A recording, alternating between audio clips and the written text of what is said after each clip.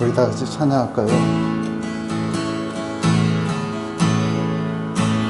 주님 곁으로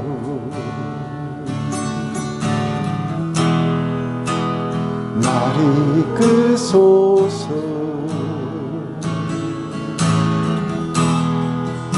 내 모든 것 다 드리며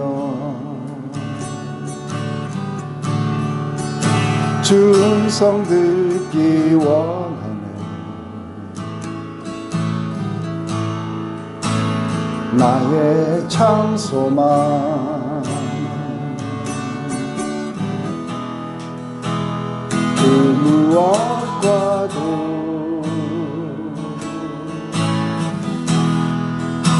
바꿀 수 없는 주 사랑, 그 품 안에 남기리.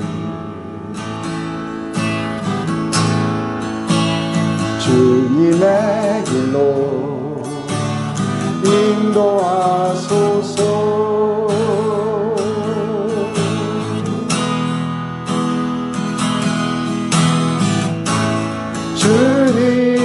주님만이 내 모든 것 되시니 주님만을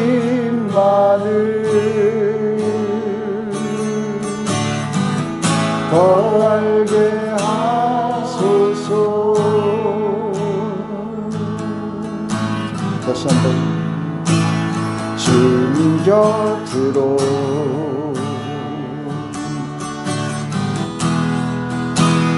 날 이끄소서.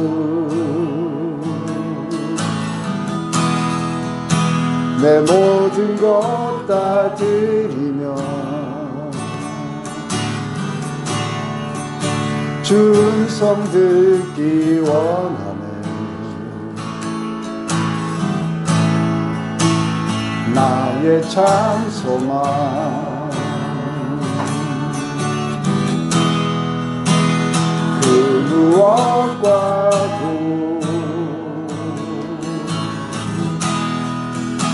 바꿀 수 없는 주 사랑,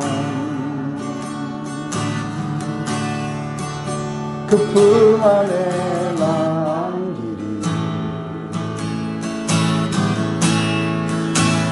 주님의 길로 인도하소서.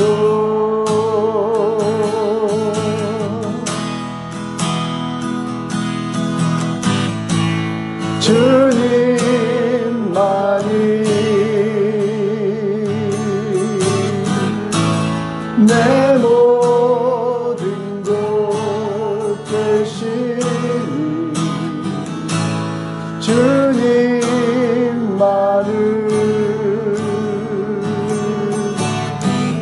더 알게 하소서.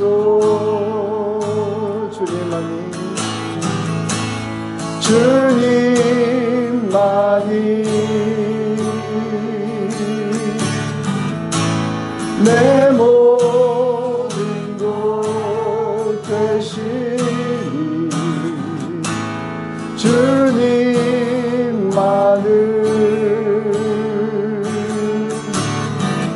더 알게 하소서. 주님만이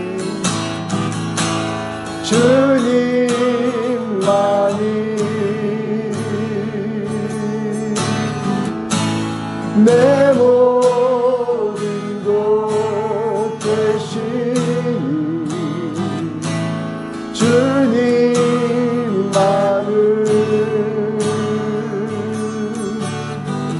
더 알게 하소서.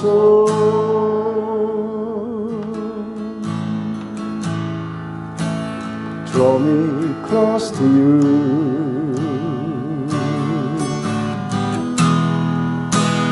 Never let me go.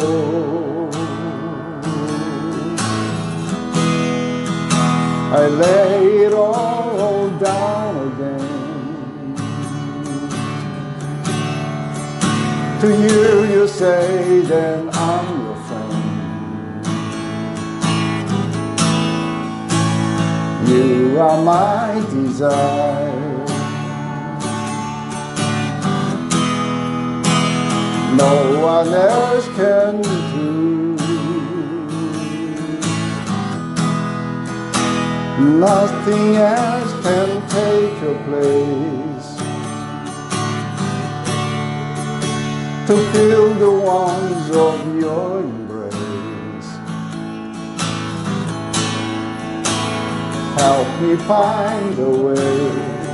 Lord, bring me back to you.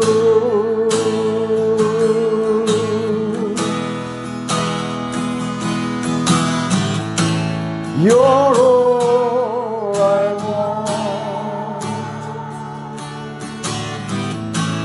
You're all I ever needed.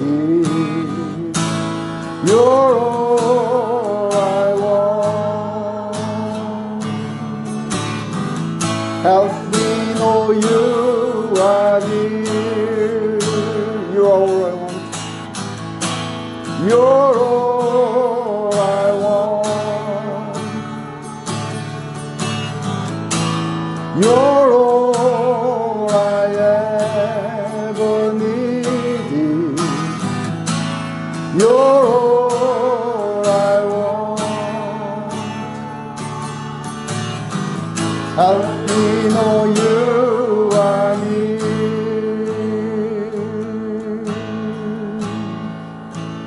Draw me close to you.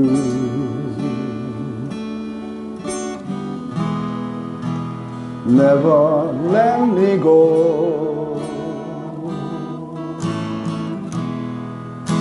I lay it all down again to hear you say that I'm your friend. You are my desire. No one else can do. 'Cause nothing else can take your place. To feel the warmth of your embrace. Help me find a way. Lord, bring me back to you.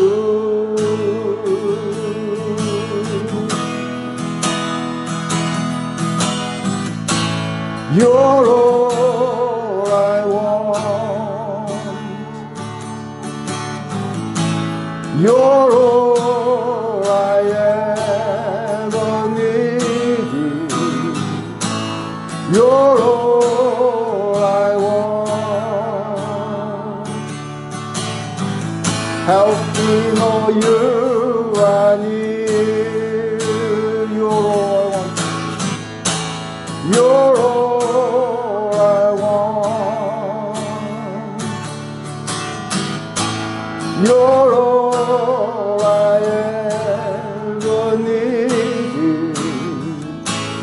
You're all I want.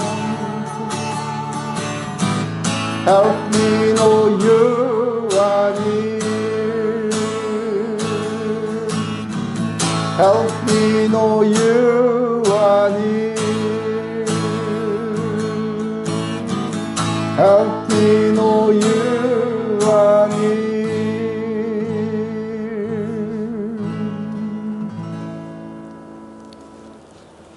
주님, 우리 안에 주님을 향한 갈망을 심어주셨으니 주님 늘 우리의 모든 심령을 주님 가운데로 이끌어 주셨길 기도합니다.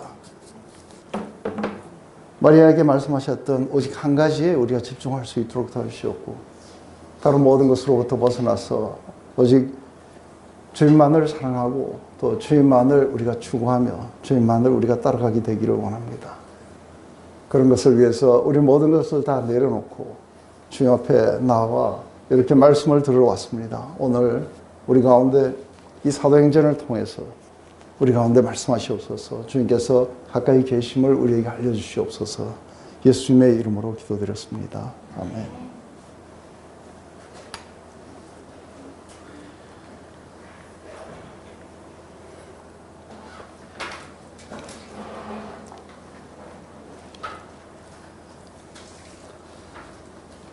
네. 여러분들 다들 잘 지내셨어요?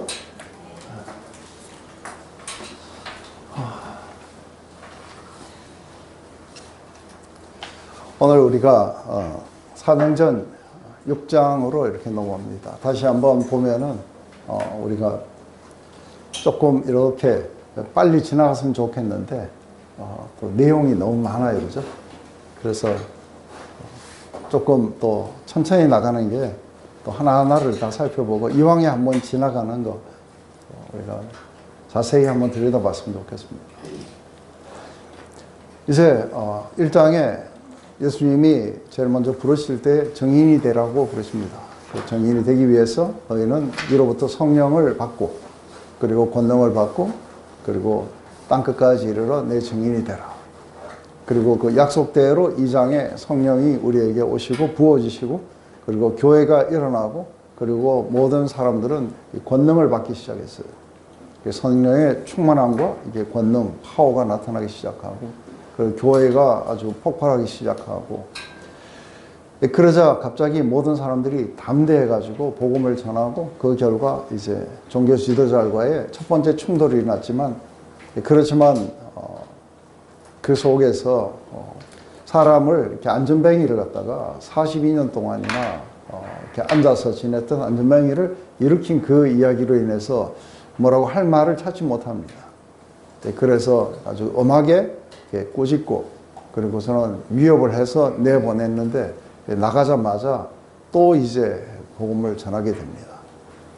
그 결과 이제 사람의 숫자가 이렇게 더 많이 폭발하고 이런 과정이 일어나자 이제 점점 위협은 커져갑니다. 그런 사이에 그 모든 사람들은 성령의 그 능력 가운데 하나 되는 삶이 나타나고 그리고 그 하나됨을 해치는 아나니아와의 삽비라 이야기가 나타납니다. 하지만 이 모든 것들이 전부 다 정화되고 나서 더 이렇게 폭발하게 됩니다.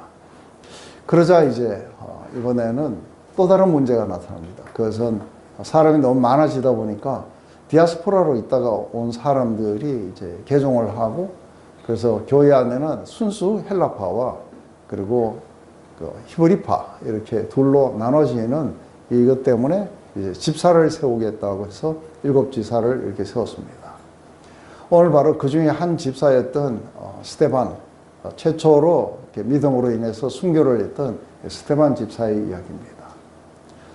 그래서 오늘 이 스데반 집사가 이제 어떤 상태였는지 우리가 이야기할 때 제일 먼저 우리 집사를 뽑을 때에 제일 먼저 이렇게 뽑았던 건 사람들이 교회가 이렇게 추천하는 사람이래요. 그래서 사람들이 이 사람이 참 좋다고 생각하는 공동체로부터 추천을 받은 사람. 그 중에서도 아주 믿음과 성령이 충만한 사람, 그리고 지혜가 충만한 사람. 이런 사람을 이렇게 구했는데 그 중에 7명 중에 한 명이 이게 스데반입니다. 오늘 그 스데반의 이야기가 이제 시작되는 것을 봅니다. 스데반이 은혜와 근능이 충만하여 큰 기수와 표적을 민간에 행하니 이른바 자유민들 즉 구레네인 알렉산드리아인 길레기아와 아시아에서 온 사람들의 회당에서 어떤 자들이 일어나 스데반과 더불어 논쟁할세. 스데반이 지혜와 성령으로 말함을 그들이 능히 당하지 못하여 사람들을 매수하여 말하게 하되 이 사람이 모세와 하나님을 모독하는 말을 하는 것을 우리가 들었노라 하게 하고 백성과 장로와 서기관들을 충동시켜 와서 잡아가지고 공회에 이르러 거짓 증인들을 세우니 이르되 이 사람이 이 거룩한 곳과 율법을 거슬려 말하기를 마지 아니하는도다. 그의 말에 이 나사렛 예수가 이곳을 헐고 또 모세가 우리에게 전하여준 규례를 고치겠다 함을 우리가 들었노라 하거늘 공회 중에서 앉은 사람들이 다 스데반을 주목하여 보니 그 얼굴이 천사의 얼굴과 같더라. 제일 먼저 이제 문제가 어떻게 해서 발생했는지에 대한 이야기가 나옵니다. 그래서 이 스데반은 제일 먼저 은혜와 권능이 굉장히 충만했다고 이야기를 해요.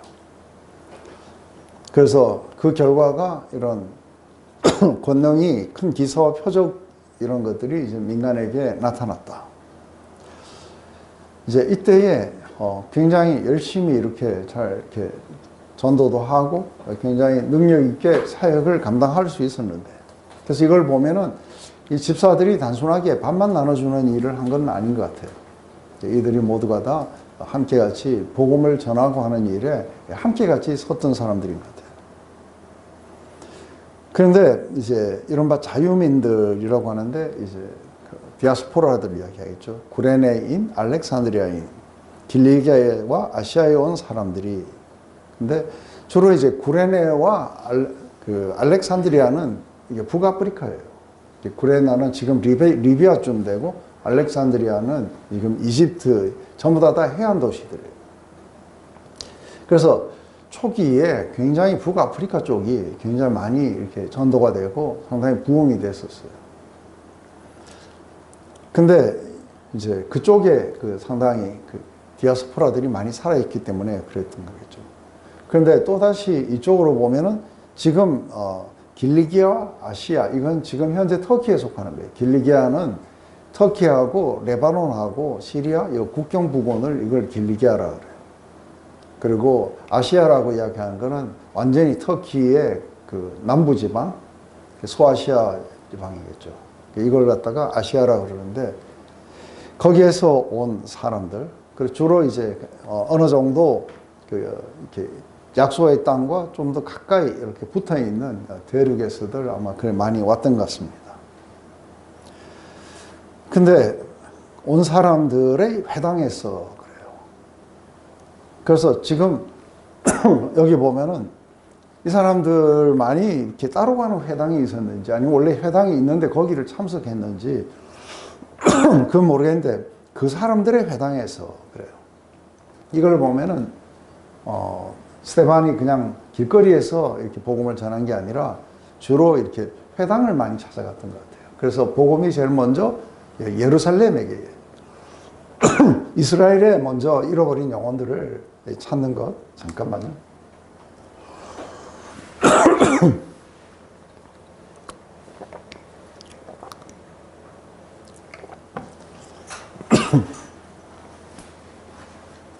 네.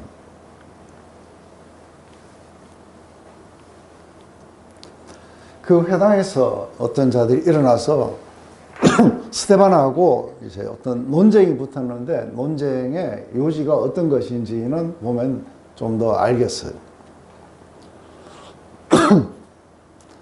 그래서 스데반이 지혜와 성령의 말함을 그들이 능히 담당하지 못하여 사람들을 매수했다. 그래서 서로 논쟁을 했는데 이들이 졌어요. 그죠? 근데 지자 이제 그 다음에 나오는 거는 자기를 이긴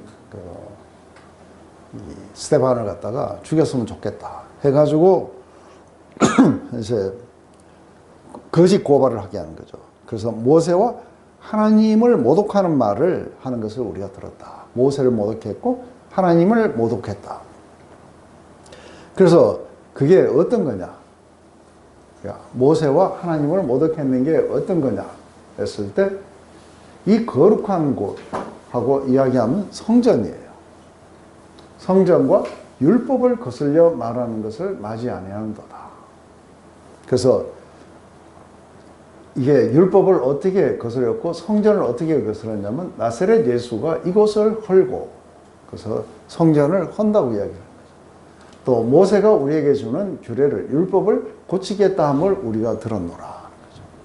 그래서 이게 제목이 두 가지예요. 오늘 율법을 갖다가 이게 바꾸고, 그리고 이렇게 성전을, 이렇게 성전에 대한 모독, 율법에 대한 모독, 이 두 가지가 오늘 이제 초점이 되는 거죠.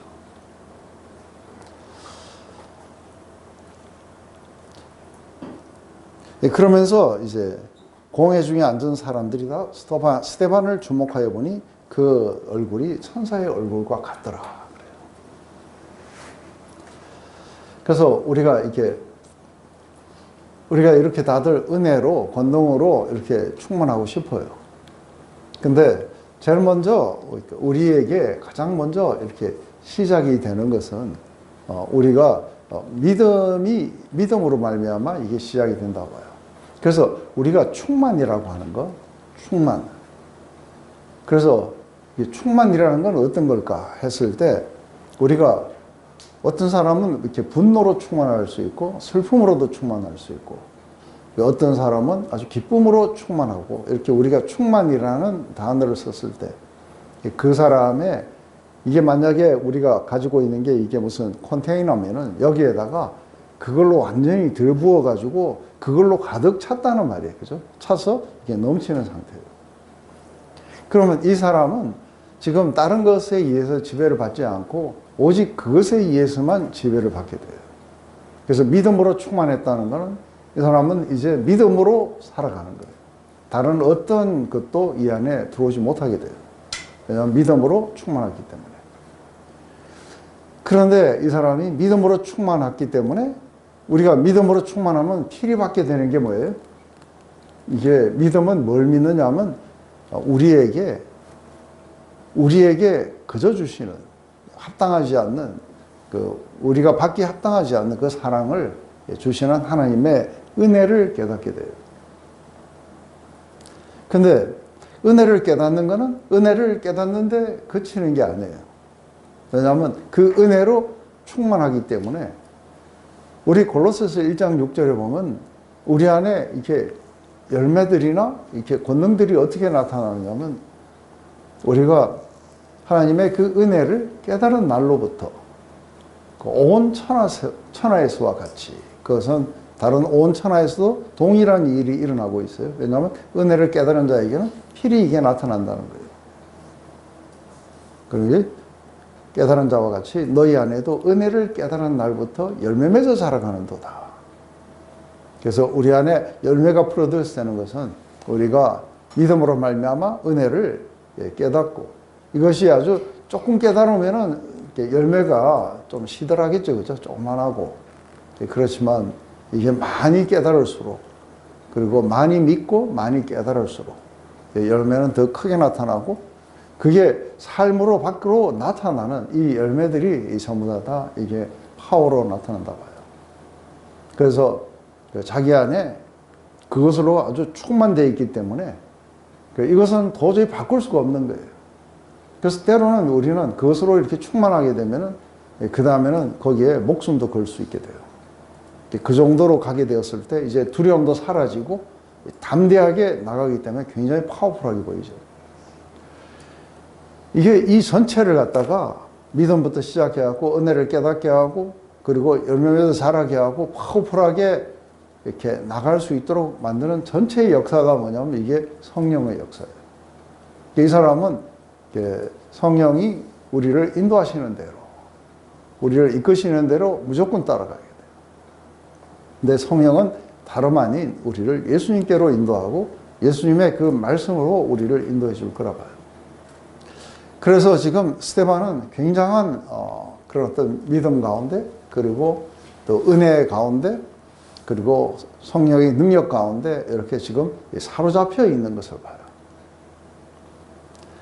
근데 이게 이제 그리스도인의 삶에 왜 이렇게 중요하냐면 그리스도인의 삶을 갖다가 우리가 한마디로 정의하면 뭐냐면 하나님이 우리 안에서 역사하시는 거예요.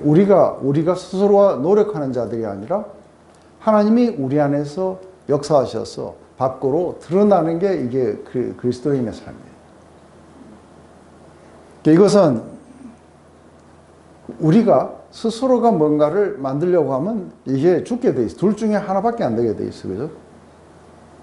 우리가 스스로 노력하는 쪽으로 가게 되면은 하나님의 역사가 우리 안에서 활동을 하지 못하게 돼요. 그래서 성령의 소방수라 그래요. 성령을 죽이는 가장 첫 번째 요인이 뭐냐면 율법주의예요. 도덕주의예요. 이런 게 살아나면 바로 죽어버려요. 왜냐하면 이거는 우리로부터 출발하는 거예요. 이건 우리가 세상에서도 많이 볼 수 있어요. 어디를 가더라도 불교에 가도 인간이 노력하고 선을 하고 뭐 하고 이런 것들은 우리가 흔히 많이 봐요. 그런데 하나님이 우리 안에 오셔서 역사하셔서 나타나는 이거는 기독교밖에 없어요. 그래서 모세가 하나님 앞에 우리를 세상과 어떻게 구분합니까? 그랬을 때 그것은 하나님이 우리 가운데 행하심이 아닙니까? 우리가 하나님의 택하심을 받았고 우리가 하나님의 사랑을 받았다는 걸 뭘로 증명합니까? 그것은 하나님이 우리 안에 우리와 함께 하시고 우리 안에서 역사하시는 게 아닙니까? 나중에 우리 사도 바울은 이게 로마서에서 아무도 그리스도의 영이 없으면 그리스도의 사람이 아니니라. 그래서 우리가 성령을 받았다는 것, 성령을 받았다는 건 하나님의 임재가 우리 안에 오셔서 우리 안에서 뭔가 역사하시는 거죠. 근데 이것이 우리가 믿음이 약하고 그리고 다른 것들에 의해서 많이 지배를 받게 되면은 실제로 활동을 잘 못 하시겠죠. 근데 우리가 믿음이 충만하고 그리고 그 믿음으로 인해서 은혜를 이렇게 깊이 깨닫게 되는 것은 하나님의 그 역사이기 때문에 이게 성령의 역사예요. 네, 그렇게 된다면 우리 안에 다른 것들은 떨어져 나가고 이런 삶들이 이렇게 나타나게 될 거라 봐요. 그래서 이렇게 하기 위해서 우리는 좀 더 포커스를 내가 뭘 할 것인가 아니라 하나님이 우리를 뭘 하셨는가에 이렇게 굉장히 많이 집중해야 되는데 이게 잘 안 되는 이유가 어디에 있느냐면 우리가 뭘 할 건가에 자동적으로 우리는 굉장히 많이 집중을 하게 되어 있다는 거예요. 그래서 늘 내가 뭘 못했다, 내가 아직도 그게 안 된다 이런 이야기들을 많이 하는 이유가 어디냐면 그거를 하나님이 내 안에서 역사하시는 그 역사가 이게 진짜예요. 그래서 이러한 것들에 한번 사로잡혀 본다는 게 어떤 것인지 아주 원더풀하죠, 그죠? 그래서 이 사람이 평소 같으면 할 수 없었던 거예요. 평소 같으면 그런 말을 하지도 못하는 사람들이에요. 근데 한번 성령에 사로잡혀 보면은 그렇지 뭐 성격이 내가 뭐 소극적이고 어쩌고 그런 거 다 소용이 없어요. 그하고 전혀 관계없이 하나님이 우리 안에서 역사하신다는 걸 보는 거예요. 그래서 모두가 다 동일하게 나타나는 건 아주 파워풀하게 담대해진다는 거죠. 그런데 때로는 이게 조금 더 문제를 야기할 수 있어요. 그래서 이게 좀 더 이렇게 충만하고 이런 것이 좀 더 열매 맺어 자라가서 좀 더 성숙의 단계에 갔을 때는 충돌하지 않고도 뭔가 이렇게 전달할 수 있고, 그래서 내가 이 논쟁에서 이기는 게 아니라 그 영혼을 내가 얻는 것이 목적이 될 때, 때로는 지기도 하고 때로는 또 다가가기도 하고 좀 이럴 수 있는데 청년의 때는 안 그렇죠, 그죠? 왜냐하면 이 진리에 불타고 있는데 그때는 네가 지옥에 가든 뭘 하든 내가 알고 있는 거를 네가 알아야 된다는 식으로 이게 많이 하게 되죠. 근데 그래서 어쩌면 좀 더 이렇게 그 복음을 듣기를 원했던 사람들의 마음을 훨씬 더 빨리 이렇게 얻을 수는 있을 거라 봐요. 근데 오늘 그 결과는 약간 불행하게도 이렇게 충돌이 일어났어요. 근데 이 충돌은 이제 사도행전 끝까지 일어나요. 어디를 가도 늘 이 충돌은 일어나게 돼 있어요. 이게 적대적인 세상 속에 들어가게 되니까요. 그런데 특별히 이방인들을 하고 충돌이 일어났던 거는 에베소밖에 없어요.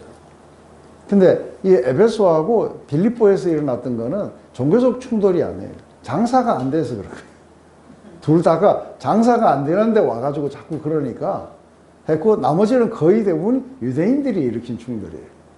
왜냐하면 똑같은 하나님을 모시고 있기 때문에. 그래서 우리가 불교하고는 잘 안 싸워요. 근데 교파끼리는 굉장히 막 싸워요. 내가 하나님을 더 잘한다고 생각하면서. 아유.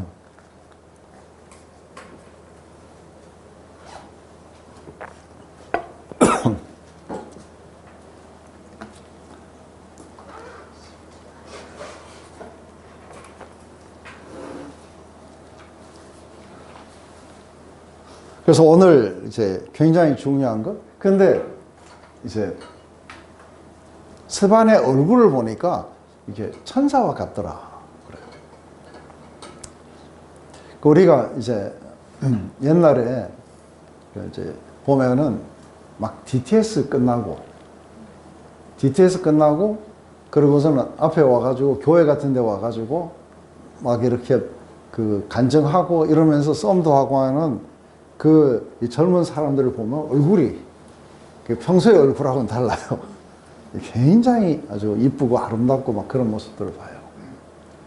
근데 제 개인적인 케이스에는 어떤 이렇게 우리 교회에 이렇게 남자 청년이 있었어요. 근데 이 여자 청년하고 이제 둘이가 어떤 이렇게 관계 속에 들어갔는데, 근데 이제 뭔가 이제 이게 잘못됐다고 그러면서 뭔가 이제 우리가 이렇게 올바로 돌아서자고 이야기를 했는데 그 남자 청년이 이제 싫다 이런 거예요. 그러는데 이제 어떻게 하고 둘이가 어떻게 합의했는지 저한테 와서 기도를 받으러 온 거예요. 근데 이 청년을 가지고 이렇게 그냥 이렇게 기도해주고 이러는데 갑자기 이 청년이 그 지금 이 문제가 아니고 더 깊은 이슈를 막 끄집어내는 거예요. 기도하고 나니까 막 끄집어내는데 깜짝 놀랄 그런 이야기들을 막 끄집어내는 거예요. 그 다 끄집어내고 기도해주고 그걸 끝났거든요. 얼굴이 해처럼 빛나요. 한 며칠 동안 완전히 환해요. 그래서 와, 이게 사람이 이게 영혼이 이렇게 깨끗해지고 나면 이렇게 해처럼 빛나구나 하는데 아마 스테반도 그랬을 거라 봐요. 이런 걸 보면은 참 은혜를 많이 받았구나 하고 이렇게 종교 지도를 봐야 되는데, 근데 별로 그렇지 않은 거예요. 왜냐하면 이 두 가지는 이들의 프라이드예요. 성전과 율법. 그래서 이게 성전과 율법에 대해서 이야기할 때 스테반이 뭐라 그랬겠어요? 예수님이 오심으로써 이제 율법은 그 유효를 마쳤다 하고 이야기하면 평생 그것에 프라이드를 삼았던 사람들이 뭐라 그러겠어요? 이게 이제 지금 아마 교회 가서도 그래도 좀 약간 이런 저항이 올걸요? 그리고 이게 너희들이 이게 성전 예배가 너희를 보호해주는 게 아니다. 성전이 너희들을 뭔가 종교적으로 의롭게 만들어주는 게 아니다. 근데 이들은 성전에 대한 프라이드, 거기가 하나님이 거하시는 곳이기 때문에 거룩한 곳으로 우리가 늘 알고 있었는데 근데 예수님이 오심으로 말미암아 이제 성전은 그 건물이 아니라 우리가 믿는 사람들의 회중이다 하고 이야기를 하면 이 사람들이 쉽게 받아들였겠어요? 제가 생각할 때 스테반은 그렇게 이야기를 했을 거라고 봐요. 그러자 이제 공회에서 사람들이 모여가지고 정말로 네가 그렇게 했느냐 하니까 갑자기 스테반이 엉뚱한 이야기를 문장 길게 늘어놔요. 도대체 이 엉뚱하게 늘어놓는 이 긴 이야기는 왜 지금 하고 있는지, 그게 우리가 좀 더 이제 궁금하겠죠.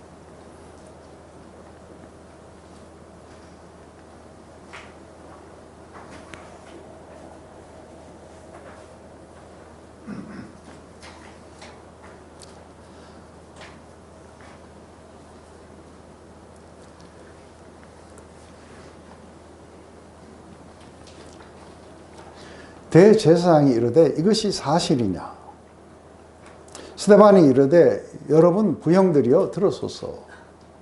우리 조상 아브라함이 하란에 있기 전 메소포타미아에 있을 때 영광의 하나님이 그에게 보여 이르되 내 고향과 친척을 떠나 내가 내게 보일 땅으로 가라 하시니 아브라함이 갈대아 사람의 땅을 떠나 하란에 거하다가 그의 아버지가 죽음에 하나님이 그를 거기서 너희 지금 사는 이 땅으로 옮기셨느니라.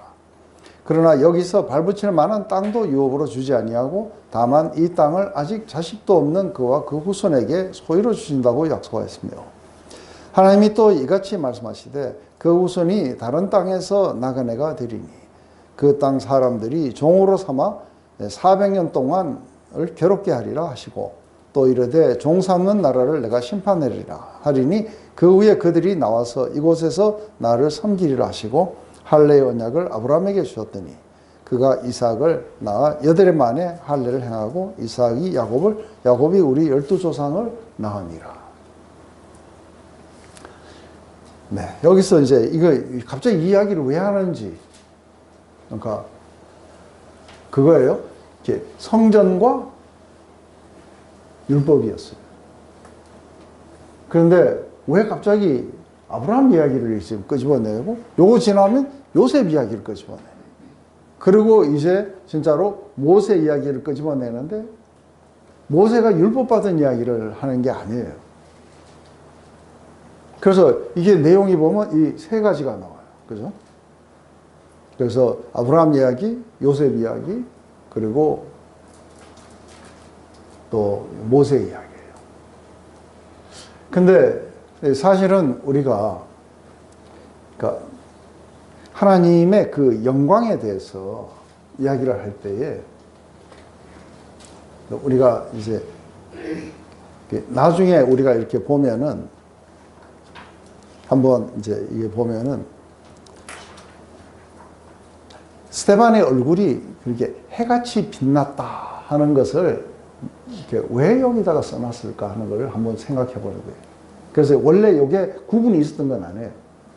스데반의 얼굴이 해같이 빛났다고 하면서 사실은 이제 이야기가 시작이 돼요.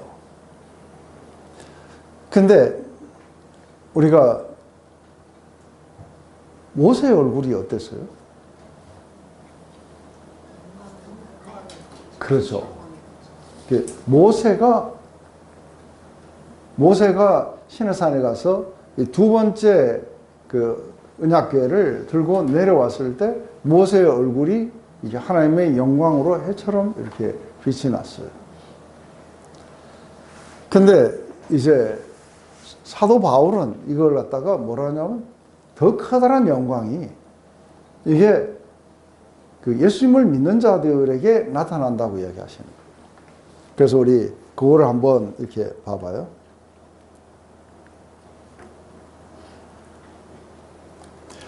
돌에 써서 새긴 죽게 하는 율법의 조문의 직분도 영광이 있어 이스라엘 자손들은 모세의 얼굴에 없어질 영광 때문에 그 얼굴을 주목하지 못하였거든. 하물며 영의 직분은 더욱 영광이 있지 않겠느냐. 정죄의 직분도 영광이 있은즉 의의 직분은 영광이 더욱 넘치리라. 영광되었던 것이 더 큰 영광으로 말미암아 이에 영광될 것이 없으니 없어질 것도 영광으로 말미암았은즉 길이 있을 것은 더욱 영광 가운데 있느니라. 지금 여기에 보면 이게 율법에 관한 성막, 성전, 율법과 성전 이것은 모형이었어요. 모형이었는데 이걸 받으러 갔던 모세의 얼굴은 어땠어요? 내려왔을 때 모형이었는데도 이게 영광이 빛난 거예요. 그런데 이제 실제적으로 영의 직분이라면은 바로 성령으로 말미암아 하나님의 그 영광을 아는 빛을 그리스도의 얼굴에 하나님의 영광을 아는 빛을 우리 마음에 비추셨느니라. 그래서 우리는 이게 없어질 영광이 아니라 모세는 없어질 영광이었고 우리는 없어지지 않는 영원한 그 영광이 우리 안에 이렇게 비추게 된다는 거죠. 그러니까 지금 스데반의 얼굴에 나타난 해같이 빛나는 이 영광은 뭘 말하냐면 이 신약의 영광이에요. 예수님으로 말미암은 이 신약의 영광이에요. 그런데 이제 오늘 그 영광을 갖다가 우리가 한번 이야기를 하면은 그 영광이 이들이 생각할 때는 모세가 시내산에서 받아올 때 그때 영광이 하나님의 영광이 그렇게 나타났다고 생각하는 거예요. 그래서 율법의 영광이 있다고 합니다. 근데 우리 조상 아브라함은 시내산이 있기도 전이었어요. 어디에 있었냐면 메소포타미아에 있었어요. 그런데 하나님의 영광이 나타나신 거예요. 그래서 여기 보면 아브라함이 하란에 있기 전 메소포타미아에 있을 때 영광의 하나님이 그에게 보이셨다는 거예요. 그냥 하나님이 아니라 그 영광의 하나님이 그에게 나타나셔서 그래서 내 고향 친척을 떠나 내가 보일 땅으로 가라 했는데 이 지금 땅에 오기도 전에 하나님의 영광이 거기서 나타나셨다. 그 다음에 아브라함이 이게 떠나가지고 바로 온 게 아니라 아버지하고 데라하고 다 같이 하란으로 이주했어요. 그죠? 그래서 한 5년 거주했다고 봐요. 그러고 나서 거기에서 이제 하나님이 옮기셨다고 그래요. 그래서 지금 하나님이 역사하신 곳이 어디예요? 메소포타미아, 지금 갈대아 우르, 그 다음에 어디예요? 하란. 아직 약속의 땅에 들어오기도 전이에요. 그때 영광의 하나님이 그에게 나타나셨다는 거예요. 그래서 그 하나님이 너희가 지금 사는 이 땅으로 옮겨졌느니라. 하지만 그 안에 들어와서도 땅도 소유하지 못했지만 하나님은 늘 아브라함과 함께 하신 거예요. 한 평의 땅도 소유하지 못했는데, 그런데 여기에 밥을칠 만한 땅도 유업으로 주지 아니하시고 다만 이 땅을 아직 자식도 없는 그와 그의 후손에게 소유로 주신다고 약속하셨으며, 그래서 이것은 실제로 이룬 게 아니라 이게 약속으로 주신 거예요. 하나님은 또 이같이 말씀하시되 그 후손이 다른 땅에서 나그네가 되리니 그 땅 사람들이 종으로 삼아 400년 동안 괴롭게 하리라 하시고 또 이러시되 종 삼는 나라를 내가 심판하리니 그 후에 그들이 나와서 이곳에서 나를 섬기리라 하고 할례의 언약을 아브라함에게 주셨다는 거예요. 그래서 사실은 아브라함은 이 땅을 어떻게 받았어요? 아브라함은 이 땅을 믿음으로 받았어요. 한 평도 소유 못했지만 아브라함은 하나님의 약속을 믿었다는 거예요. 그리고 이 모든 것들도 사실은 이 땅을 어떻게 소유할 거라냐면 일시적으로 애굽으로 옮겼다가 400년 후에 다시 데리고 와서 이 땅을 너에게 주겠다고 이야기를 했지만 아브라함에게는 하나님이 뭐 하신 거예요? 영광의 하나님으로 나타나셨고 그와 늘 함께 해 주셨다는 거예요. 그래서 아브라함은 그것을 믿었고, 그리고 지금 야곱과 이삭과 야곱을 갖다가 낳고 야곱은 12조상을 낳게 되었다고 하는 거예요. 이 이야기는 뭘 이야기를 하기를 원하는 거예요? 이들의 생각 안에 뭐가 있느냐면 하나님은 약속의 땅 안에, 그것도 특별히 성전 안에 거하신다고 하는 거예요. 그리고 이 할례를 갖다가 뭘로 생각하는 거예요? 이게 이제 우리가 신앙이 제도화 되는 게 어떻게 되느냐 하면은, 신앙이 제도화 되어버리면은, 제일 먼저 오늘 우리가 교회를 갔느냐 안 갔느냐가 신앙에 굉장히 중요한 초점이 될 수 있어요. 근데 실제로는 믿음이 없어요. 교회가 앉아있어도 믿음이 없고. 그러면 하나님이 교회에 임하시기 때문에 우리가 교회를 가야 된다는 거예요. 이 말이 이해되세요? 그 나머지 삶에는 하나님이 자기하고 임하지 않는다는 거예요. 근데 여기서 지금 보면은 이제 두 가지의 그 부분인데, 하나는 하나님이 어디에 계시느냐 하면은 하나님을 정말로 살아있는 믿음으로 믿는 자들에게 함께 하시지 성전에 거하시는 분이 아니라는 거예요. 그리고 이것을 믿는다는 표시로 할례를 줬지 할례가 우리를 갖다가 백성으로 만드는 게 아니라는 거예요. 근데 이 사람들은 이게 할례가 굉장히 중요한 거예요. 이것을 갖다가 자랑했는 것은 이걸 우리가 구속받지 못한 이방인들과 우리를 구분하는 것이라고 했어요. 그래서 우리가 세례 교인이냐 아니냐 이거 따지는데, 세례 교인이라고 천국 갑니까 하고 했을 때 아니죠, 그죠? 왜냐하면 여전히 세례를 받았지만 안 믿는 사람들이 수두룩해요. 그래서 제가 그런 사람들 다 다시 세례 줬어요. 믿고 제대로 봐야 된다. 저도 그렇게 받았어요. 저도 어릴 때 유아 세례를 받았어요. 그래서 고등학교 때 입교했는데 그게 뭔지도 모르고 했어요. 그래서 나중에 하와이 갔을 때 혹시 정말 믿음으로 말미암아 세례를 받을 사람 나오라 해갖고 하와이에 또 시원하게 풀장이 사길래 우리 가족 모두 같이 들어가자 해가지고 그렇게 받은 적이 있어요.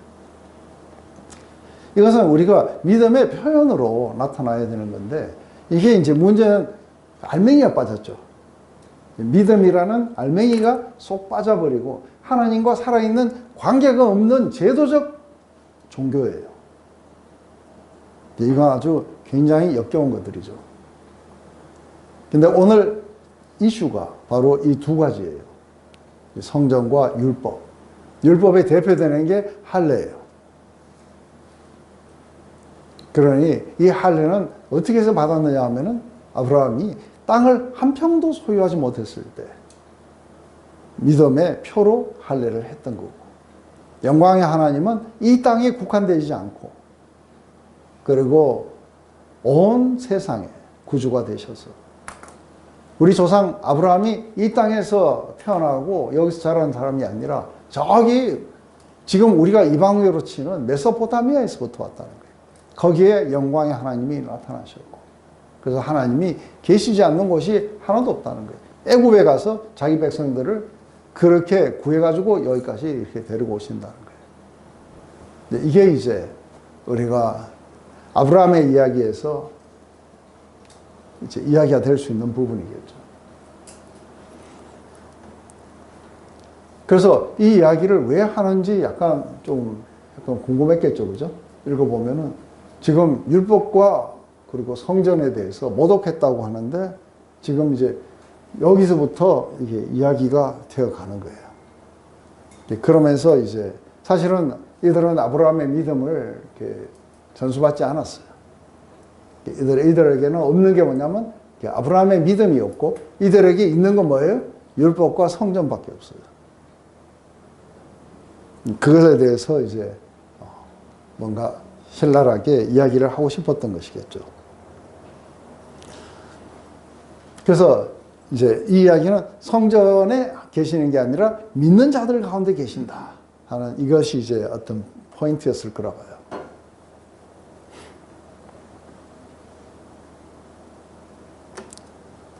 이제 요셉의 이야기예요.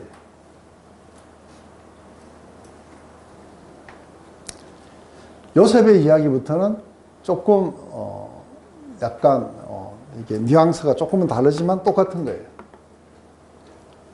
여러 조상이 요셉을 시기하여 애굽에 팔았더니 하나님이 그와 함께 계셔 그 모든 환난에서 건져내사 애굽 왕 바로 앞에서 은총과 지혜를 주시며 바로가 그를 애굽과 자기 온 집의 통치자로 세웠느니라.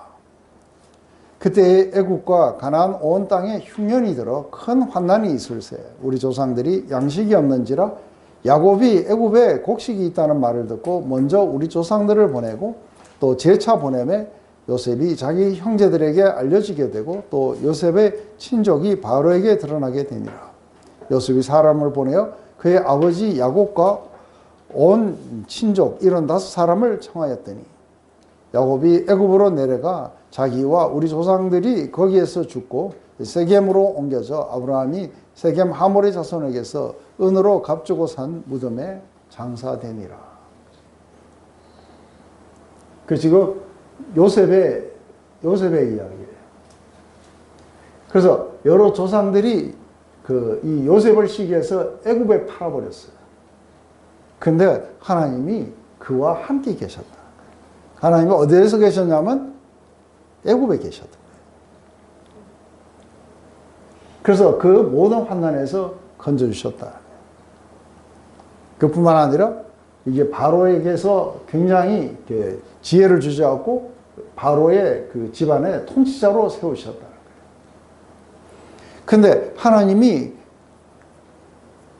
거기뿐만 아니라 이쪽엔 흉년이 들고 거기에는 곡식을 갖다가 비축하도록 해가지고 결국은 양식이 없었어.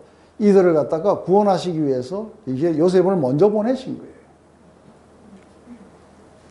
그래서 나중에 이 조상들을 또다시 재차 보내매 요셉이 자기 형제들에게 알려지게 되고 그리고 또 친족이 있다고 바로에게 드러나게 되어서 그래서 요셉이 사람을 보내서 이 야곱과 그 식구들을 전부 데리고 오게 된 거죠. 그래서 근데 지금 결국은 하나님은 지금 이 모든 역사가 어디에서 일어나느냐 하면 애굽에서 일어났어요. 이게 지금 이 땅에 살고 있던 이 사람들에게 흉년이 들었고, 여기에서는 아주 형제를 팔고 그리고 굶어 죽게 생기고 이렇게 되었었는데, 하나님은 요셉과 함께 하셔서 요셉을 갖다가 축복하시고, 그리고 나중에는 이 자기 백성을 갖다가 이렇게 구원하시는데 이렇게 사용을 하셨던 하나님이시다. 근데 여기에서 또 한 가지는 뭐예요? 이게 요셉은 형들에게 이게 팔렸어요, 그죠? 그래서 거절당했었어요. 거절당했는데 나중에 이 형제들이 구원자로 나타나게 돼요. 이게 꼭 누구하고 같은 거예요? 예수님과 같은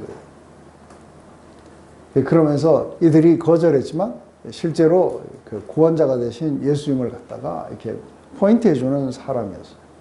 하지만 여기서 굉장히 중요한 것은 하나님은 바로 믿음이 있던 요셉과 함께 하셨다. 그리고 애굽에서 그와 함께 해주셨다. 이 이야기는 결국 하나님은 누구와 함께 하신다는 거예요? 하나님과 살아있는 관계를 맺는, 믿음이 있는 이 사람들과 함께 하시지 어떤 장소에 국한되는 분이 아니시다. 이 이야기를 해서 마지막에 가면 결론이 그렇게 나게 될 거예요. 그리고 너희들이 거절했던 그 요셉과 같은 자가 너희들의 구원자로 이렇게 되돌아오게 될 것이다.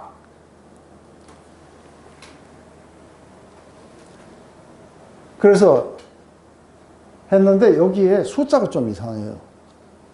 이게 70명인데 이게 스테반이 흥분해가지고 75이라고 했는지 이거 잘 모르겠는데 왜 75이라고 했을까 했을 때 이게 스테반이라고 이름을 쓴 걸 보면은 이 스테반은 그 라틴 이름이에요. 우리가 사울이냐 바울이냐 했을 때 바울은 이게 라틴 이름이고 사울은 유대 이름이에요. 근데 이게 스테반도 이게 라틴 이름이에요. 그래서 라틴 이름이라고 하는 것은 이 사람이 어떻게 본다면은 헬라파 유대인 같아요. 헬라파 유대인 같으면 이 사람이 구약 성경을 뭘로 봤냐면은 70인역을 봤을 거라고 봐요. 70인역에 75명이라고 나와요. 번역할 때 왜 75명이라고 했는지 했을 때 아마 요셉하고 두 아들하고 뭐 이런 걸 다 넣은 거 아닌가 하고, 근데 어쨌든 70인역 번역할 때 75이라고 써놔가지고, 그래서 그걸 보고 이렇게 스테반은 75명이라고 외웠던 것 같아요. 그래서 내려와서 자기와 우리 조상들은 거기서 죽고, 실제로 이들이 죽은 곳은 바로 이게 거기였었죠. 그리고 세겜으로 옮겨서 아브라함이 세겜 하몰의 자손에게서 은으로 값을 주고 산 무덤 막벨라 구울에 여기에 장사되었느니라. 실제로 약속의 땅에 묻히긴 했지만 죽기는 전부 외국에서 죽고, 그리고 시체가 와서 지금 여기에 이렇게 묻히게 됐다고 하는 거죠. 그래서 이것은 창세기에서 말하는 막벨라 구울을 사고 거기에 돌아가기를 원했고 했던 그 이야기들은, 그것은 조금 더 다른 어떤 관점 속에서 이야기한 것이고, 지금 여기에서 이거 이야기한 것은 하나님은 이스라엘 안에 국한되지 않으신다. 성전 안에 국한되지 않으신다. 그분은 믿음이 있는 모든 자들과 함께 하시면서 세상 어디에서든 함께 하시는 분이시다는 걸 갖다가 이렇게 이야기하려고 한 게 아닐까 보여요. 우리 좀 쉬었다가 또 합시다. 요셉도 그러고 하나님 만나려고 성전에 갈 필요는 없었어요. 그죠? 이제 모세 이야기가 조금 이렇게 하고 나오게 될 거예요. 하나님이 아브라함에게 약속하신 때가 가까움에 이스라엘 백성이 애굽에서 번성하여 많아졌더니 요셉을 알지 못하는 새 임금이 애굽 왕위에 오르매 그가 우리 족속에게 교활한 방법을 써서 조상들을 괴롭게 하여 그 어린아이들을 내버려 살지 못하게 하려 할세. 그때에 모세가 낳는데 하나님 보시기에 아름다운지라. 그의 아버지 집에서 석 달 동안 길르더니 버려진 후에 바로의 딸이 그를 데려다가 자기 아들로 기르매 모세가 애굽 사람의 모든 지혜를 배워 그의 말하는 말과 하는 일이 능하더라. 지금 모세도 우리 주님하고 비슷해요. 태어날 때 죽을 뻔했어요. 그렇지만 하나님의 보호 속에 이렇게 길러지게 되고, 그리고 나중에 이제 구원자가 되는 것도 동일하게 돼요. 근데 이 모세는 실제로 그 종으로 있을 때 났어요. 그죠? 그렇지만 모세가 났는데 하나님 보시기에 아름다웠다. 하나님 보시기에 아름답게 된 것은, 이것은 무언가가 뭐 법을 지켰다든지 성전 예배를 했다든지 하는 게 아니라 하나님 보시기에 아름다웠던 것은, 그래서 모세가 그냥 태어났을 때 이렇게 일어났던 이야기다. 그리고 바로의 딸이 그것을 데려다가 자기 아들로 길러서 이렇게 지혜와 능력으로 충만하게 이렇게 길러주셨다. 이야기를 통해서 예수님처럼 모세도 태어나서 하나님 사랑을 받았고 어린 시절 보호를 받았으며 어떤 성전이나 제도적 관습이 없을 때 하나님을 기쁘시게 해드렸다. 그래서 이제 나이가 40이 되었을 때 그 형제 이스라엘 자손을 돌볼 생각이 나더니 한 사람이 원통한 일을 당함을 보고 보호하여 압제받는 자를 위하여 원수를 갚아 애굽 사람을 쳐 죽이니라. 그는 그의 형제들이 하나님께서 자기 손을 통하여 구원해 주실 것을 깨달으라고 생각했으나 그들이 깨닫지 못하더라.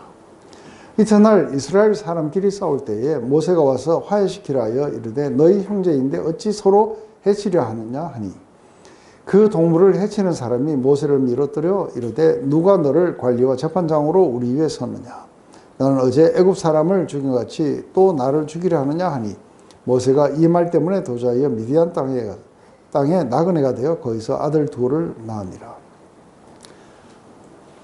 이제 모세는 여러모로 예수님을 이렇게 지금 포인트하게 돼요.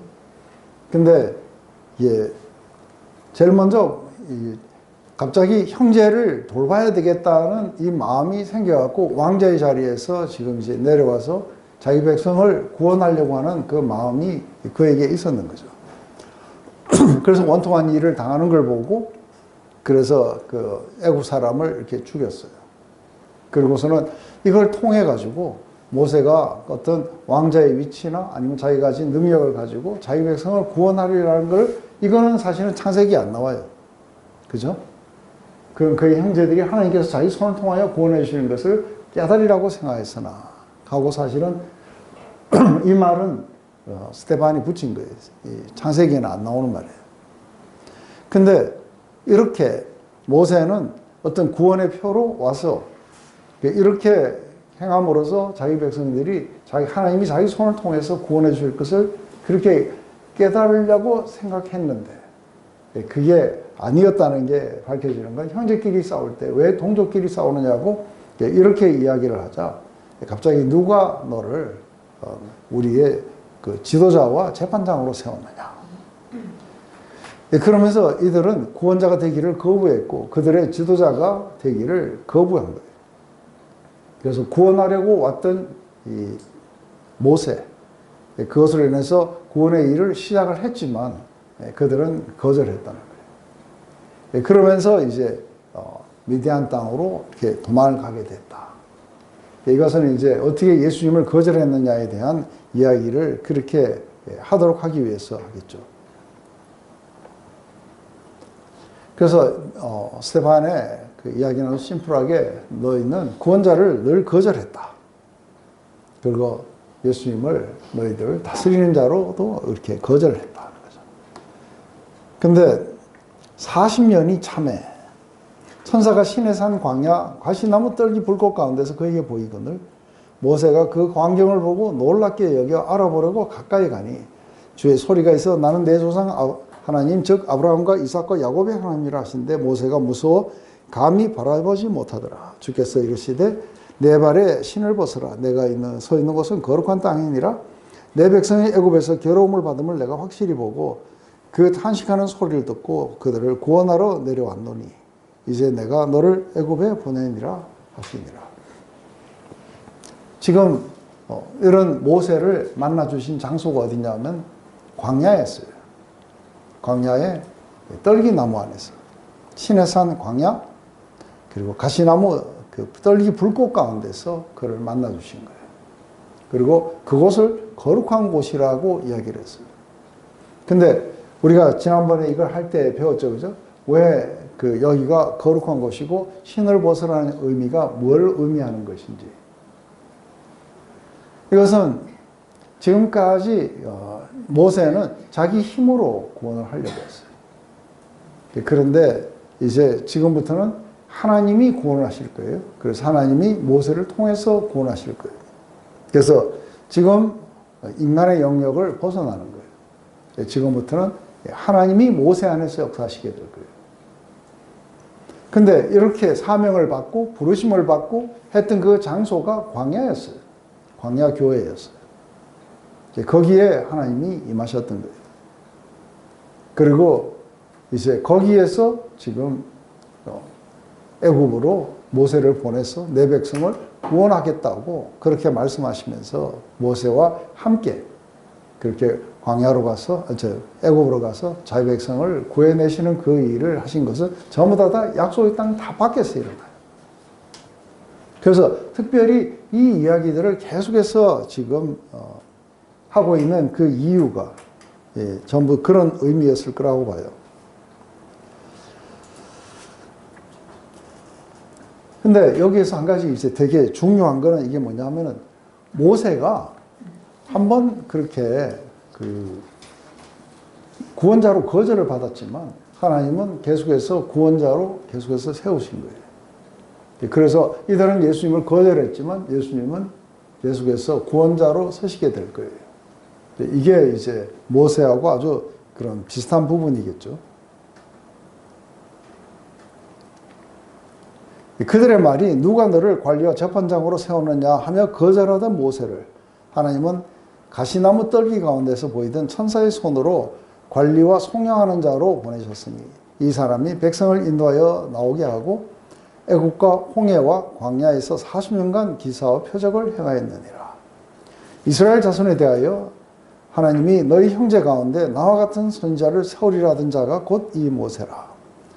시내산에서 말하던 그 천사와 우리 조상들과 함께 광야 교회에 있었고 또 살아있는 말씀을 받아 우리에게 주던 자가 이 사람이라. 우리 조상들이 모세에게 복종치 아니하고자 하여 거절하며 그 마음이 도리어 애굽으로 향하여 아론도로 이르되 우리를 인도할 신들을 우리를 위하여 만들라. 애굽 땅에서 우리를 인도하던 이 모세는 어떻게 되는지 알지 못하노라고 그때에 그들이 송아지를 만들어 그 우상 앞에 제사하며 자기 손으로 만든 것을 기뻐하니. 저는 먼저 이들은 거절을 했어요. 누가 너를 우리 지도자와 재판장으로 세웠느냐 하고 거절했던 모세를 하나님은 구원자로 그리고 송영하는 자로 관리로 그들에게 보내셨다는 거예요. 근데 이 사람이 백성들을 인도해서 이게 홀로 애국과 광야 거기에서 이게 40년간 이런 기적과 표적을 행했다. 거절했지만 거절하고 상관없이 하나님이 구원자로 보내셨고 많은 이적과 기적을 보인 것은 예수님과도 동일한 거예요. 근데 바로 이 모세가 했는 말이 바로 너희 가운데 나와 같은 선지자를 세우리라 하던 자가 그 바로 이 모세라. 이 말은 이게 메시아를 이야기를 한 거예요. 그래서 이 나와 같은 선지자가 오니 그의 말을 들어야 된다. 이 모두가 다 이 유대인들은 이게 뒤에 오실 메시아라는 것을 갖다가 전부 다 알고 있어요. 그러면서 이제 모세는 계속해서 시내산, 광야 여기에서 그러니까 교회라는 말을 써요, 그죠? 광야 교회에 있었고, 그래서 이 교회가 뭘 했느냐면 살아계신 하나님의 말씀을 받아서 모세가 했는 게 그거예요.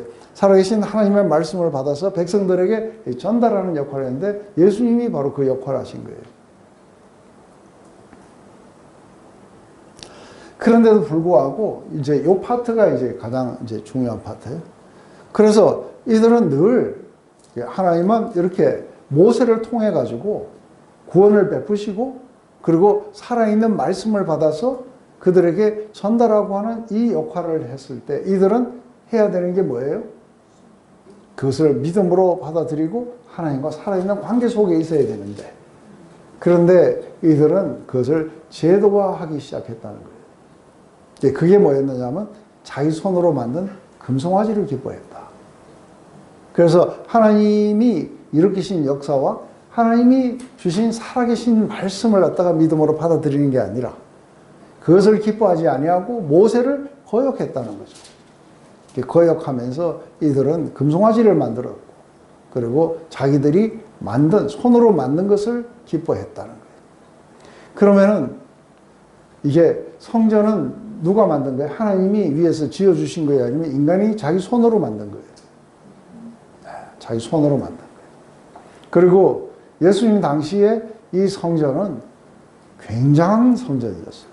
왜냐하면 헤롯 대왕이 환심을 사기 위해서 거의 40년에 걸쳐갖고 만드는, 그래서 제자들이 지나가면서 이 성전의 아주 웅장함을 갖다가 예수님에게 자랑했어요. 그러자 이 성전을 허물면은 3일 후에 다시 세우겠다 해서 이 이야기가 우리 요한복음 2장에 나와요. 그걸 통해서 이제는 더 이상의 성전이 건물이 아닌 그리스도의 몸을 가르치는 거다. 믿는 자들의 모임이라고 이제 그렇게 표현을 해주신 거죠.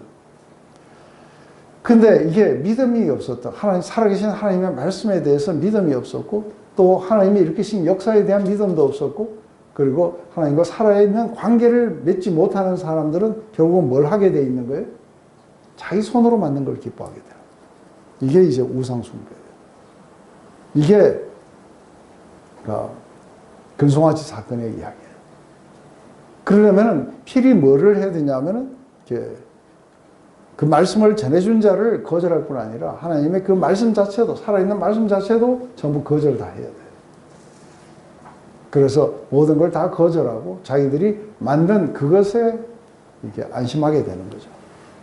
그래서 살아있는 하나님의 그 움직임, 이런 건 눈에 보이지 않아요. 그렇지만 이것을 갖다가 형상화했을 때, 그때에 형상화하고 제도화했을 때 인간들은 그 속에서 이렇게 안정감을 찾으려고 하는 그게 있다는 거예요. 그래서 교회를 다녀갖고 오래되면 오래될수록 이 제도화의 안정감이 굉장히 심해져 버려요. 그래서 하나님의 역사가 거의 안 나타나게 되는 거죠. 이게 이제 제일 이렇게 무시무시한 부분일 거라 봐요.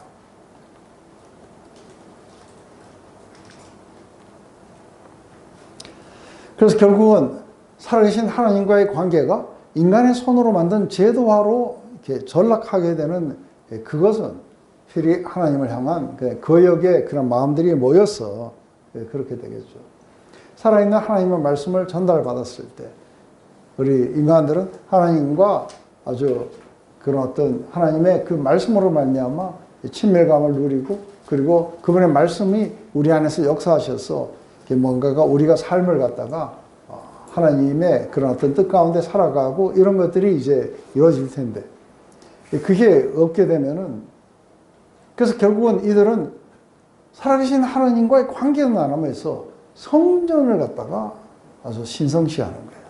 그 성전은 자기들이 지어놓은 거예요. 그래서 우리가 포로로 잡혀가기 전에도 그랬던 거 아시죠? 이들은 예로부터 그랬어요. 블레셋하고 싸움할 때, 그때 블레셋하고 싸울 때에 법궤를 가지고 나오는 거예요. 그런데 이거는 법궤가 아니라 하나님의 임재가 함께 가도록 하는 믿음이 아니라 뭐예요? 하나님의 임재를 형상화해 놓은 걸 가지고 나와서 싸우면 이길 거라고 본 거예요. 그래서 그들은 법궤를 믿었지 하나님을 믿는 게 아니었어요. 또한 이들이 이제 바벨론의 포로로 잡혀가기 직전에 뭐라고 하는 그 슬로건이 있었냐면, 성전이 있는 한에는 절대로 우리는 망하지 않는다는 거예요. 왜냐하면 하나님의 임재가 여기 있기 때문에 우리는 망하지 않는다는 거예요. 그래서 이들이 내걸었던 커다란 그거 뭐냐면, 이것이 바로 성전이다, 성전이다, 성전이다. 에레미야가 이제 이것이 바로 성전이다, 성전이다 하지만 이게 다 무너질 거라는 거예요. 그래서 성전을 갖다가 믿지 말라. 이들은 살아계신 하나님을 믿어야 되는데 성전을 믿었어요. 이게 이제 뒤에 포로로 잡혀가고 난 뒤에는 이제는 살아계신 하나님과의 관계가 아니라 율법의 제도화를 믿어요. 이게 참 인스티튜션, 제도화에 이게 빠지게 되면은 결혼이 남녀가 부부가 사랑으로서 관계하고 하는 것으로 유지가 돼야 되는데 제도가 지금 막고 있는 거예요. 맞아요? 제도화.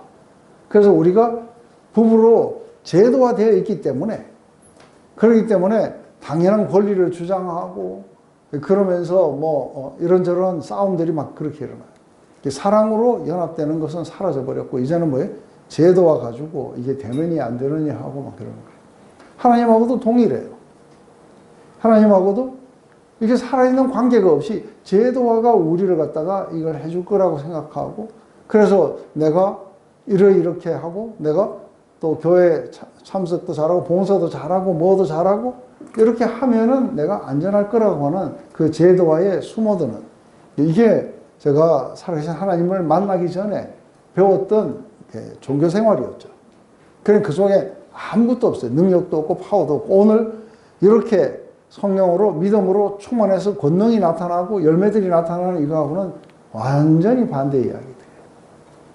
이게 죽어있는 종교들을 붙잡고 앉아있는 지금 종교 지도자들과 지금 하나님과 살아있는 믿음 속에서 하나님이 그들 안에 역사하시는 새로운 교회의 태동과 이게 충돌하면서 실제로 누가 그 주도권을 잡고는 있었냐면은 바로 이스라엘 안에는 이 제도화가 온통 붙잡고 있었던 것이죠.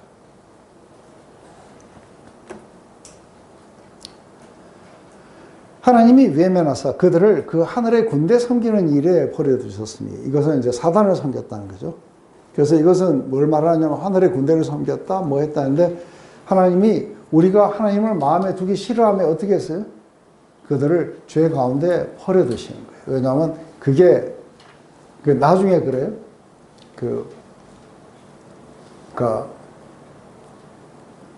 어디에 이제 도망을 가면서도 우상을 얻고 가는 거예요. 그죠? 그냥 자기를 구하지도 못하는 우상을 얻고 다니면서 섬긴다고 하고 그렇게 조롱하기도 하고 이러는데 실제로 하나님이 여기에다가 우리를 죄 가운데 버려두신 이유가 뭐예요?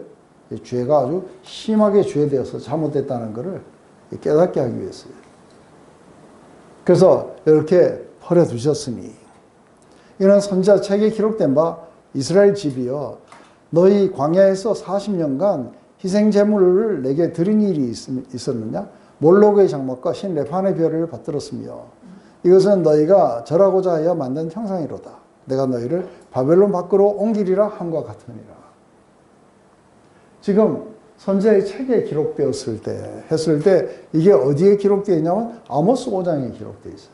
근데 내용이 조금 달라요. 여기에서 보면은 바벨론 밖으로 옮기리라고 하지 않아요. 뭐라고 하냐면 다맥색이라고 그래요. 여기 보면 아모스 5장에 이렇게 나와요. 이스라엘 족속아 너희가 40년 동안 광야에서 희생과 소제물을 내게 드렸느냐? 너희가 너희 왕 식국과 기운과 너희 우상들과 너희가 너희를 위하여 만든 신들의 별 형상을 지고 가리라. 내가 너희를 다맥색 밖으로 사로잡혀 가게 하리라. 그 이름이 만군의 하나님이라 불리는 여호와께서 말씀하셨느니라. 요거를 갖다가 했는데 다맥색을 바벨론으로 이렇게 바꿨던 거는 실제로 이게 아모스는 원래 뻥치던 농부였어요. 그러다가 이제 북이스라엘에 가서 이걸 예언했던 거예요. 근데 이 북이스라엘에 예언을 했기 때문에 다맥색이라고 하는 거예요. 근데 이 구절을 사용해서 남유다도 이미 이제 이때는 다 포로로 잡혀갔다가 오고 난 후에 그죠? 그래서 이것을 남유다에게 적용했기 때문에 이걸 갖다가 다맥색이 아니라 바벨론으로 옮기리라고 했는 이 아모스 5장의 말씀을 그렇게 살짝 이렇게 바꿔갖고 남유다의 지도자들에게도 이렇게 했다고 이렇게 봐요. 그래서 이들은 지속적으로 하나님의 말씀을 전달해주는 선지자들 또 그 메시아를 갖다가 계속해서 이렇게 거절했어요. 그렇기 때문에 이제 부패한 너희들의 그 우상에게 넘겨줬고 그리고 너희들은 너희들이 지고 있던 그 우상과 함께 몰락의 길을 이렇게 걸어갈 것이라고 아모스가 이야기했었던 거죠. 이렇게 이스라엘은 하나님을 거절했지만 나중에는 이들이 여전히 성전을 가지고 있었어요. 돌아와서 다시 성전을 건축했고, 그리고 여전히 성전을 가지고 있었어요. 하지만 이제 더 이상 그 성전, 성막 이런 것들이 이들을 보호해주지 못한다는 걸 갖다가 이들은 배웠었어야 돼요. 그래서 이게 더 이상의 보호가 안 되는구나. 그래서 하나님은 더 이상 그런 어떤 성전, 성막 이런 것에 갇히지 않을 것이라고 이렇게 말씀을 전하려고 하는 거죠. 근데 오늘날 교회도 사실은 이러한 제도화가 굉장히 심각해요.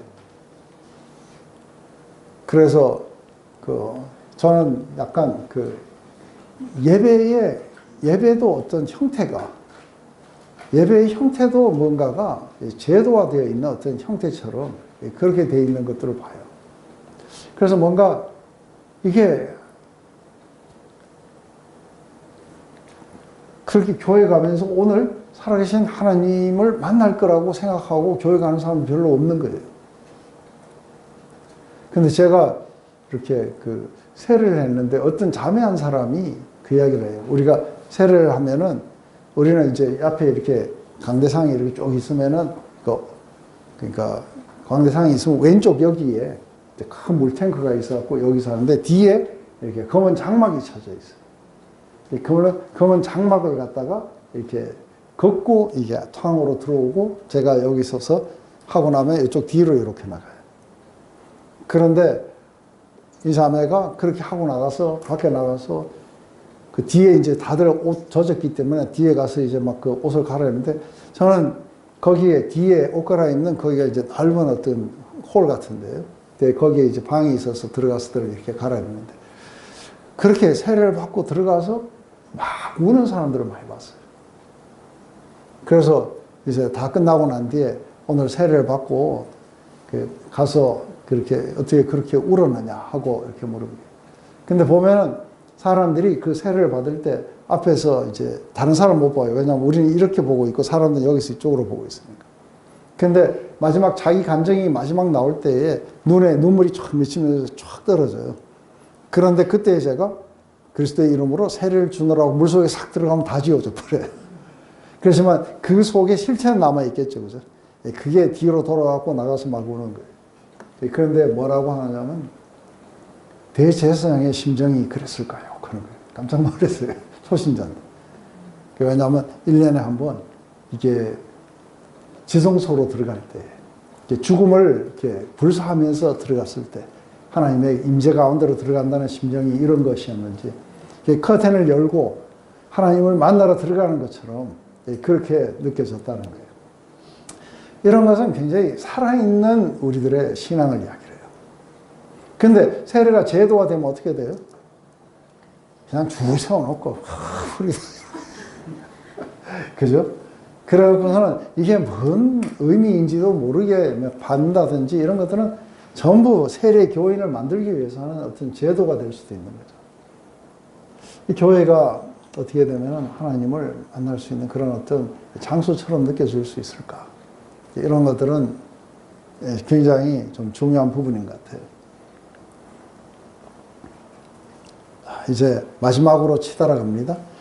광야에서 우리 조상들에게 증거의 장막이 있었으니 이것은 모세에게 말씀하신 이가 명하여 그가 본 것을 그 양식대로 만들게 하신 것이라.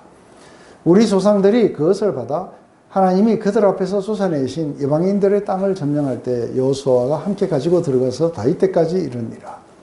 다윗이 하나님 앞에서 은혜를 받아 야곱의 집을 위하여 하나님의 처소를 준비하여 달라고 하더니 솔로몬이 위하여 집을 지었니라. 그러나 지극히 높으신 이는 손으로 지으신 곳에 계시지 아니하시나니 선지자가 말한 바 주께서 이르시되 하늘은 나의 보좌요 땅은 나의 발등상이니 너희가 나를 위하여 무슨 집을 짓겠느냐 나의 안식할 처소가 어디냐 이 모든 것이 다 내 손으로 지은 것이 아니냐 함과 같으니라. 그죠? 이렇게 광야에서 증거의 장막, 이것은 하나님이 거하실 초소라고 이야기를 하면서 이 약속의 땅에 들어올 때 여호수아가 가지고 들어왔고 다윗 때까지 그렇게 실로에 그렇게 있다가 다윗이 이걸 가지고 와서 이걸 위해서 집을 지으려고 했지만 솔로몬이 결국은 그 증거막을 갖다가 이렇게 성전으로 바꿨다. 그래서 사람들은 거기에 있다고 생각할지 모르지만 다른 시편에서 보면은 지극히 높은 신은 손으로 지은 곳에 계시지 않는다. 이게 이제 그 헬라파 유대인들하고 논쟁이 붙었던 장면이 바로 이거였던 것 같아요. 그러면서 선지자가 말한 바 주께서 이르시되 하늘은 내 보좌고 땅은 나의 발등상이니 너희가 나를 위해서 무슨 집을 짓겠느냐. 하나님은 인간이 손으로 만든 곳에 계시지 않는다는 거예요. 하나님이 안식할 수 있는 곳은 성전이 아니에요. 어디예요?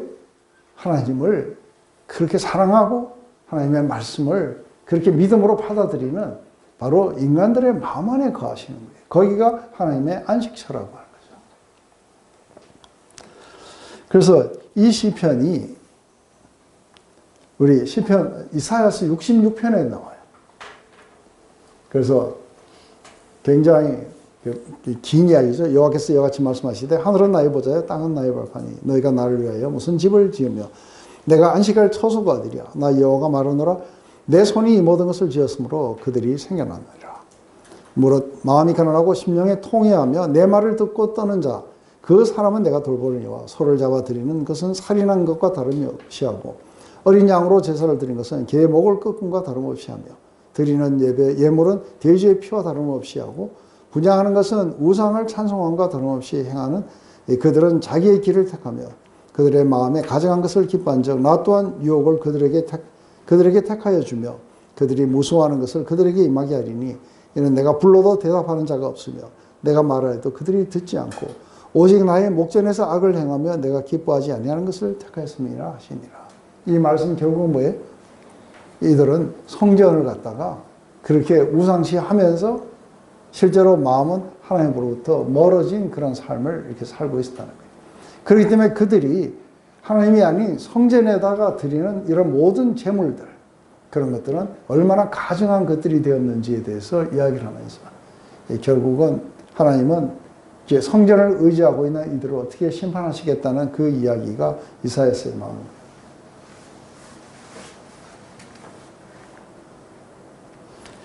이제 그 이야기를 하면서 이제 마지막 이게 나오는 거죠. 목이 곧고 마음과 귀에 할례를 받지 못하는 사람들아. 너희도 너희 조상같이 항상 성령을 거스리는도다. 너희 조상들이 선자 중 누구를 박해 하지 아니하였으며 의인이 오리라고 예고한 자들을 그들이 죽였고 이제 너희는 그 의인을 잡아준 자요 살인한 자가 되나니 너희는 천사의 전한 율법을 받고도 지키지 아니하였도다 하니라. 그래서 이게 목이 곧고 마음과 귀에 할례를 받지 못했다 하는 이야기는 우리가 많이 나오는 거예요. 목이 곧었다. 내 백성은 이게 목이 곧은 백성이다.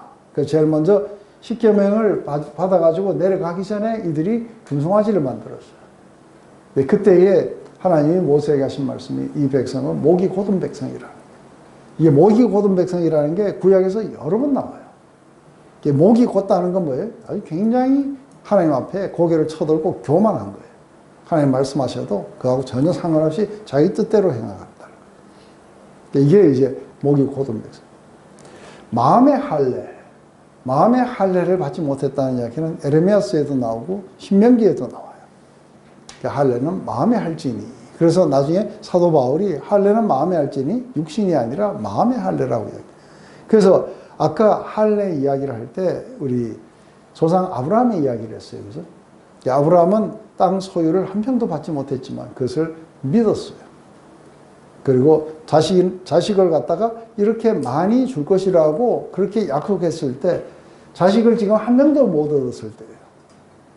그때에 그것을 믿었어요. 그래서 그 믿음의 표시로 할례를 하라고 처음 창세기 17장에 나와요. 그런데 마음의 할례를 받지 못하면 뭐예요? 믿음이 없이 할례만 받은 사람들이에요. 그래서 이걸 손할례당이라고 그래요. 손할례당은 자를 손이에요. 표피를 자른 할례당이라고. 마음에는 믿음이 없는 거예요. 그렇지만 제도화로는 이 사람들은 뭐예요? 어디에 속하느냐면 하나님 백성에 속한다고 할례를 했기 때문에. 그러면서도 하나님을 향해서는 목을 곧게 세우고 그리고 하나님의 뜻과 정반대로 자신의 뜻대로 살아가는 사람들. 이게 이제 제도화되고 종교화된 사람들을 대표해 주는 거예요. 그게 바로 스데반이 마지막으로 이 이야기를 하는 이야기는 이 결론이 여기에 나오는 거예요. 목이 곧고 마음과 귀에 할례, 마음으로 믿지도 않고 말씀을 듣지도 않는다는 거예요. 말씀이 들리지도 않고 마음으로 믿어지지도 않는 사람들아. 항상 성령을 거스린다고 하는 게 뭐예요? 항상 성령을 거스린다. 그래서 지금 이게 스데반이 이렇게 사용을 했어요. 그죠? 근데 항상 성령을 거스렸다는 건 뭘 의미하느냐면 하나님의 그 말씀을 전달하기 위해서 이게 선지자들을 보내줬어요.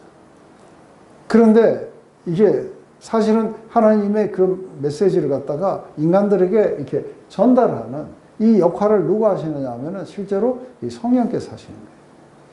그런데 이들을 전부 거절하고 그리고 듣지 않고 믿지 않았기 때문에 성령을 거스렸다고 이야기합니다. 예수님이 성령을 거스리는 죄는 사함을 받지 못한다고 그랬어요. 그 성령을 거스리지 못하는 게 무슨 의미예요? 그것은 하나님이 우리에게 행하셨던 그런 모든 것들, 하나님의 말씀 이런 것을 믿음으로 받아들이지 않는 걸 말하는 거예요. 왜냐하면 성령께서 우리에게 그것을 알려주실 때 우리는 그것을 믿지 않는 거예요. 근데 결국 믿지 않는 죄예요. 그래서 너희들은 늘 거역하고 믿지 않고 이렇다는 거예요. 그래서 늘 너희 조상들처럼 항상 성령을 거스르는도다. 그러면서 하나님의 말씀을 전달해 주는 이 선지자들을 너희가 박해하지 아니했느냐. 그 의인이 오시리라고 했는데 그들을 다 죽였고 또 의인을 지금 잡아 주었다. 예수님을 잡아 죽인 거예요. 그래서 살인한 자가 되었나니.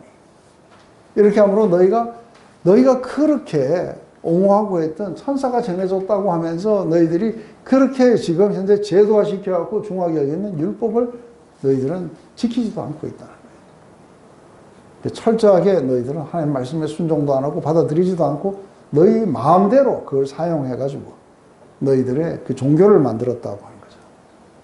이게 이제 스데반이 종교 지도자들에게 마지막으로 이제 카운트블러를 날린 거죠.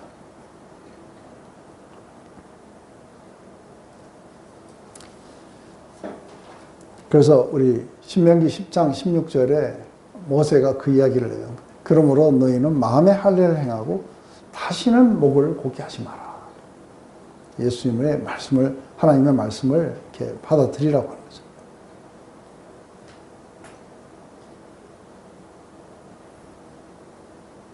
이 고소는 공예 원들을 상당히 그 분노를 유발을 했을 거라고 봐요. 왜냐하면 이들이 지금 자랑스럽게 생각했던 걸 전부 다 역고소하고 있어요. 성전을 사랑했고 성전을 의지했고 그리고 율법을 아주 잘 지킨다고 봤었고 그리고 할례를 받았던. 그래서 사도 바울도 이야기할 때 내가 뭐예요? 그 베냐민 지파요 히브리인 중에 히브리요 8일 만에 할례를 받고 이것이 굉장히 프라이드였고 이렇게 그런 거였어요. 근데 그것을 갖다가 전부 다 이렇게 지금. 그래서 지금 이제 이 모든 것들은 지나간 옛 그 제도화된 것이다. 그래서 이제는 새로운 어떤 포도주를 담으려면 새 부대가 돼야 된다. 새 마음이라야 이걸 받아들이지. 이 금식을 왜 하는지도 모르는데 금식 자체가 얼마나 중요한지 그래서 일주일에 몇 번 했는지에 따라 경건을 따지고 이런 모든 것들이 전부 제도화된 것이죠. 이제 성전은 옛날에는 어떻게 됐어요? 성전이 있으면은 모든 백성이 하나님께로 나아갔었어야 돼요. 그죠? 그래서 성전 이랬을 때 우리 인간이 하나님께 나아가는 장소였었어요. 새로운 약에서는 어떻게 돼요? 이제 하나님이 찾아가실 거예요. 땅끝 어디에든 찾아가실 거예요. 그래서 그 사람 안에 거하실 거예요. 이게 이제 복음을 전해야 되는 그 이유이기도 해요.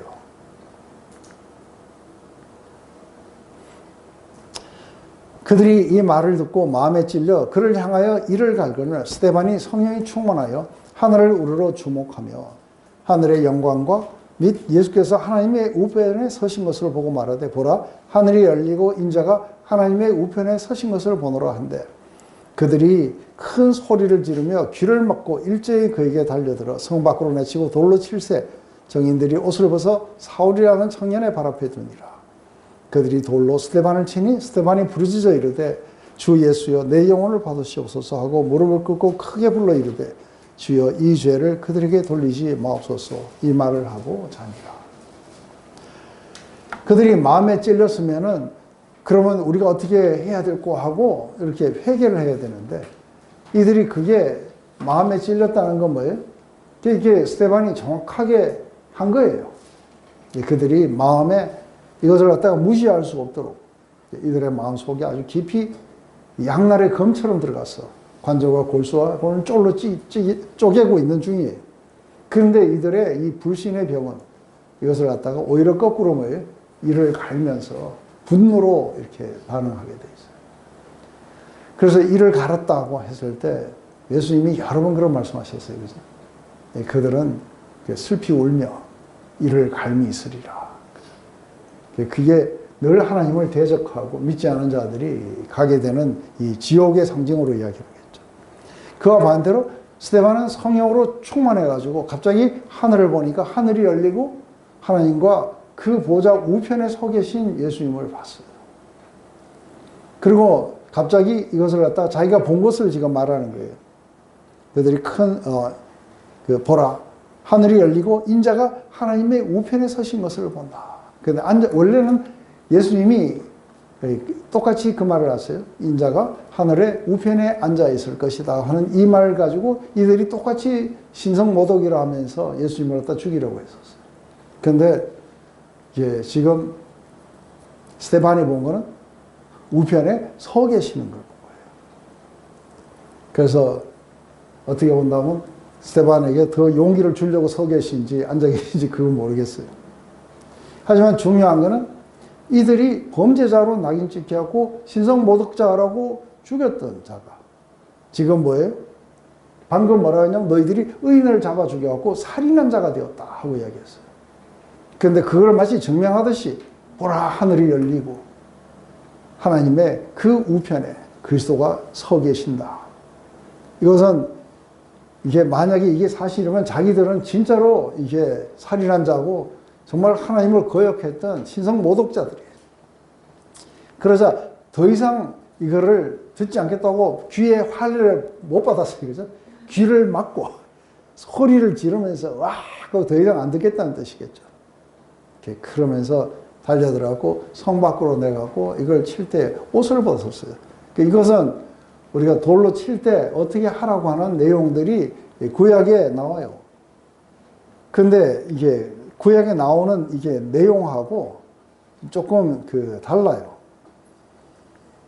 그래서 여기 보면 하나님의 이름을 저주한 사람을 진영받고 끌어내가 그것을 들은 모든 사람이 그의 손을 그의 머리에 얹게 하고 온 회중은 도로 칠지니. 그래서 이게 증인들이 필요해요. 죽일 자는 2사람이나 3사람이 증인으로 죽일 것이요 한 사람의 증언으로는 죽이지 말 것이며 이런 자를 죽이기 위하여 증인이 먼저 그의 손을 댄 후에 무백성이 손을 댈지라. 나는 이와 같이 하여 너희 중에 악을 제할지니라.